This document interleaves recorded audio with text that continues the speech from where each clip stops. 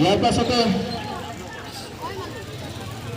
Fishery এইটোৱে পাব পাৰে আৰু মই বিজেপি চৰকাৰক ধন্যবাদ জনাইছোঁ। আমাৰ গাঁৱত যিমান ভাই ভনীবিলাকক মানে হেৰি পাইছে সিহঁতে আহিছে না অহা নাই, কিন্তু বিজেপি চৰকাৰৰ ধন্যবাদ দিব লাগে।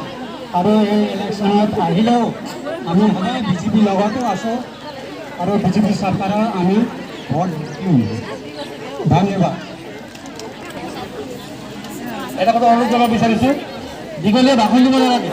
বাইদেউ অকণ দীঘলীয়া কৰিলে ভাল কথা কৈছে যে ৰেচন কাৰ্ডৰ বিষয়ে যদি কয় কি বেনিফিট পালে, ঘৰ পালে, উপলব্ধিটো কি? আগত কেঁচা ঘৰত আছিলোঁ, এতিয়া পকা ঘৰত আছোঁ। গোটত নাছিলোঁ, একো নাছিলে, গোটত হ'লোঁ 100 গৰাকী ছাগলী হ'ল, হয় নহয়?